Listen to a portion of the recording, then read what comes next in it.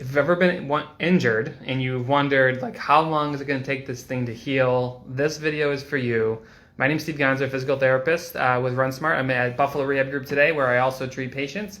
And I want to talk to you about this common question I got a couple times this morning, like, when am I going to run again? How long is this going to take? Why is this taking so long? All of those things come in so often. When am I going to heal? When can I start running again? That's what everyone wants to know. So I want to share some stuff with you about how to manage injury and how to think about healing and why certain things take longer to heal than others.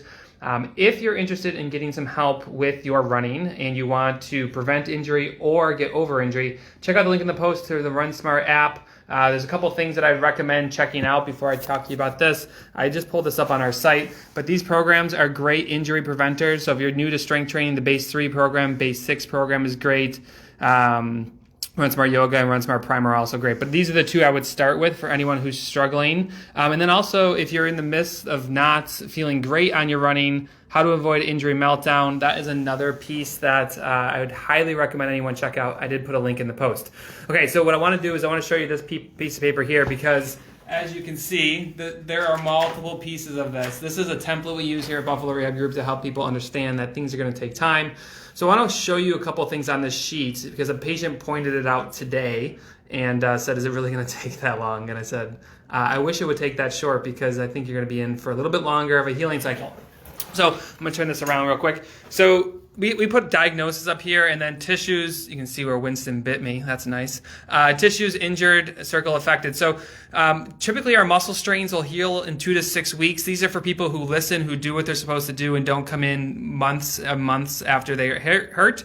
But because muscles have great blood flow, they heal a lot quicker. So 2 to 6 weeks for most muscle strains, as long as you don't have something overly drastic, it does really well. But then you're going to start to see this.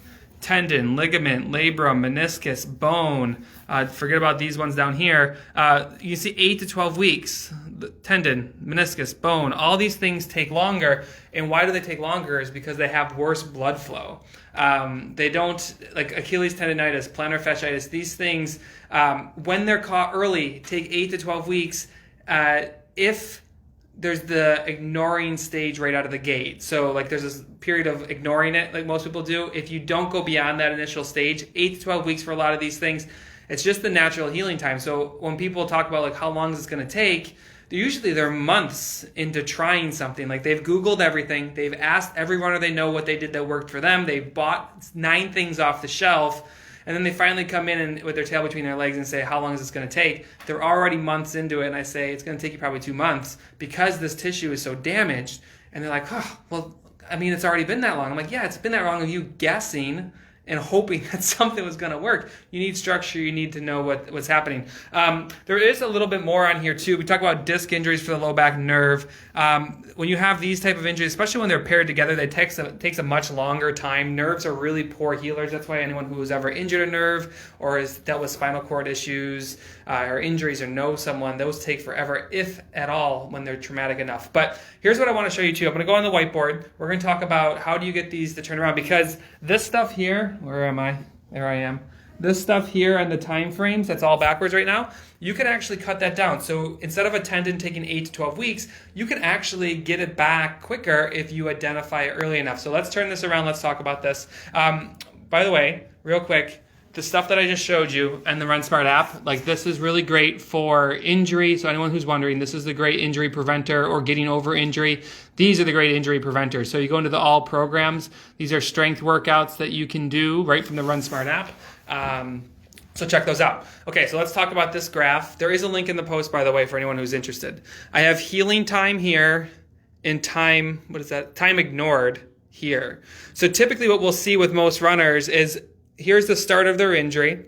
And as time goes on, it'll be like this kind of slow drip. So as they ignore it longer and longer and longer, the time to heal is going up.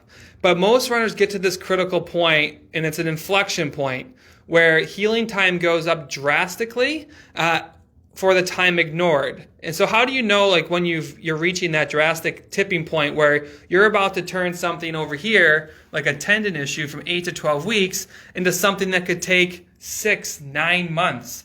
And that inflection point right here, this inflection point, where is it? Right there.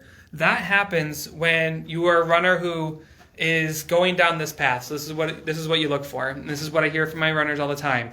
Well, I used to be running 25 miles a week, so instead I had to chop it to 15 miles a week. And then because the 15 miles a week wasn't, like, it still hurt, I started going every third day or every other day, and then that made it feel better, but then I had to go to every third day, and I had to keep spreading these things out. That is the point where you are just blowing this thing up. You're compensating for the injury in your training by accommodating it and not letting it heal and treat. These time frames I mentioned earlier, right here, these healing time frames, a lot of these things can be 2 weeks if you do the right stuff early. That's what's talked about in the injury stuff that I pointed to in the RunSmart app here. It's by doing your strength work and going to the table with actually glutes and core muscles that work. But main take-home point of this video is this. You have to be aware of this inflection point. There will come a point where the healing time gets drastically longer, the longer you ignore your injury. So if you can avoid that, I'm confident you can continue to run all year and be very consistent.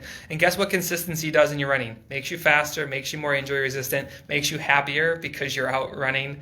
So be sure to check that stuff. And if you want help with all of this, don't forget, I put a link in the post for a 2-week trial for $1. You get access to all these strength workouts and the injury management program for anyone who's still struggling with some stuff going on right now.